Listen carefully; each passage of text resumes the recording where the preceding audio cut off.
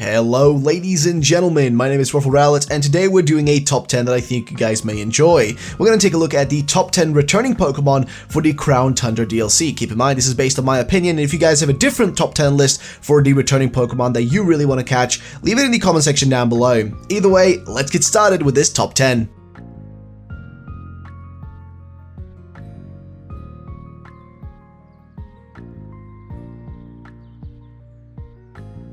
Coming in at number 10 is going to be Agron. The Agron line is going to be awesome to see return, as it's a Pokemon that I personally love. And it's one of the most badass Pokemon from Generation 3, always seemingly being left behind, you know, in all aspects, though it did get a Mega back in X and Y era, or rather, I guess, ORAS era. But basically, this Pokemon is returning, and I can't wait to see it roaming around in the wild in the Crown Tundra, most likely inside of some caves and stuff like that. But yeah, can't wait to see Agron though.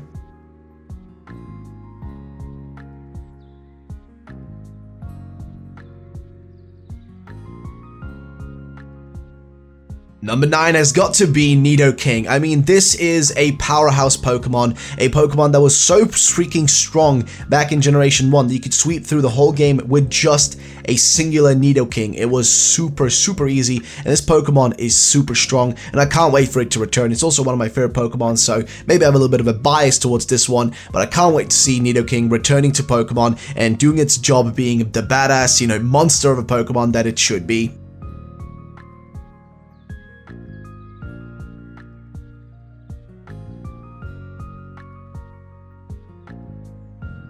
Number 8, Absol. Absol is another one of those Gen 3 Pokemon that I think is really just kind of forgotten. I mean, again, did also get a Mega back in the day, but let's be honest, while the Pokemon could have gotten a Mega back then, I mean, a lot of the Pokemon that should have gotten it did get it, and Absol is definitely one of those. So, seeing it return finally again is a fantastic feeling. Of course, if it got a Gigantamax form, that would be even cooler, but of course, that most likely won't happen. Either way, though, Absol is coming back, and I'm excited to see what we could expect from people when it comes to competitive use of this Pokemon, because I don't really know if it gets a lot of use in that area, but maybe it's going to work well in Sword and Shield, who knows. But either way, Absol is returning.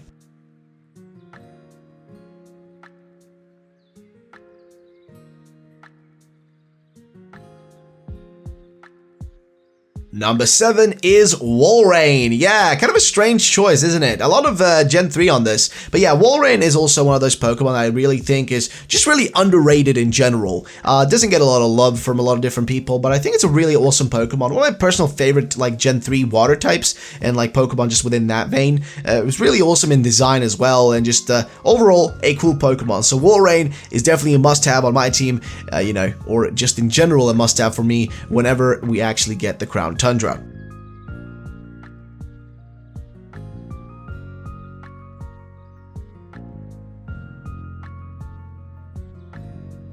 So, I know the next one here, which is number 6, is going to be Metagross, but I think this is one that a lot of you guys will be getting your hands on. I mean, Metagross is a top-tier Pokemon. It's a top-tier Pokemon. It's a Pokemon a lot of people love. It's generally a pretty useful Pokemon to have as well, and let's not even get into the epicness of its design, which looks so freaking cool. So, yeah, I think a lot of you guys will definitely be getting your hands on this one, because it only makes sense, right? It only makes sense that you would get your hands on a Metagross, considering it's going to be there, it's going to be available, it's going to be easy to get, most likely, if we just get a Beldum and just evolve it all the way, but it's going to be pretty, you know, pretty much in front of us. So yeah, just go for it, get one, and it's going to be awesome to have on your team.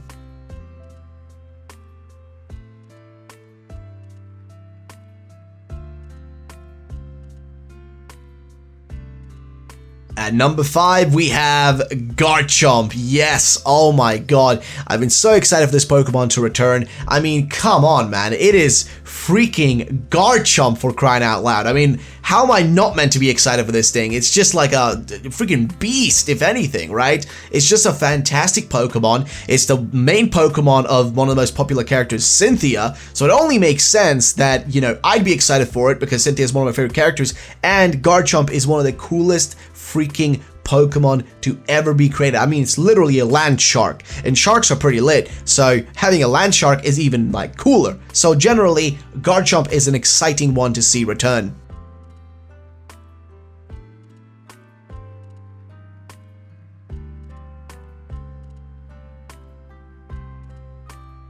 Next up, we put 2 Pokemon here on this list on the number 4 spot. I actually put 2 of them, so please bear with me. I know it's a bit unorthodox, but I put Electrovirus and Magmota because I feel like those 2 Pokemon kind of go hand in hand. Kind of a little bit like the same thing with Neato King and Neato Queen, so you could also really put Neato Queen at the number 9 spot. But either way, at number 4, Electrovirus and Magmota. I mean, again, these Pokemon are just hand in hand. I mean, they're, you know, they're not really, I was gonna say they're fire and ice, sort of like similar in that way, but not really. I mean, one's electric, one's fire type, but that's besides the point. What I'm trying to say is they go hand in hand and they're freaking awesome. I mean, first of all, you got Electrovirus. Electrovirus in itself is a sick looking Pokemon. It's a cool freaking design. It's massive. It's got those freaking weird like tentacle thingies that are just like, you know, pouring electricity out of them, or cables, I guess, more or less, right? You got that going on. Then you got Magmortar with its massive straight up cannon of an arm that's gonna just shoot out loads of powerful fire type moves, making again for an epic Pokemon that I just can't wait to actually have and use in my team. I mean, we already had like Rhyperior, which is also kind of part of that, like, you know, thingy-majingy in the Isle of Armor, but now it's time for the other 2. Now it's time for Electrovirus and Magmota to take their place on the stage and do their freaking job, which is to be epic and also be really useful in battle, hopefully. But we'll have to see how they actually look like when they walk in the wild and stuff like that. I think it's gonna be pretty cool. But yeah, that's that one, Electrovirus Magmota. Let's go to the next.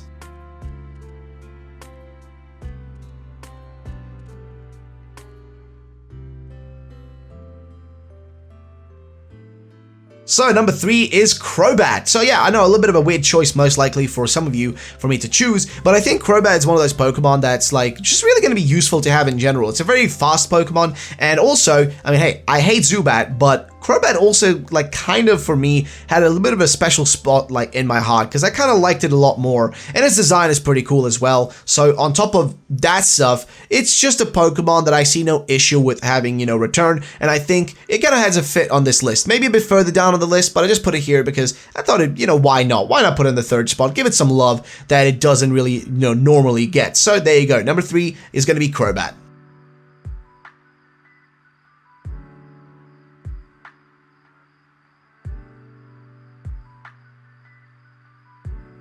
And number 2 has got to be Dragonite. Yes, finally this Pokemon's returning, and now that we've actually seen Ash in the anime have a Dragonite as well, which is really funny, by the way, that he's got a Dragonite, but we couldn't even have a Dragonite in Sword and Shield up until now when, you know, we get the release of Crown Tundra on the 22nd of October, but finally now that we're gonna get that, I'm excited. I'm so excited to get a Dragonite onto my team. It's gonna be such an awesome Pokemon to use, and I can't wait to see what it's gonna feel like having it, like, you know, run up behind us, because, you know, it's gonna be following Pokemon there as well. Can't wait to see what it's going to look like when it's following us, and just in general, I'm so freaking excited to have this Pokemon on my team. I mean, it's Dragonite, ladies and gentlemen. It's freaking Dragonite. Of course I want to have it on my team. So, will you guys get a Dragonite? Let me know.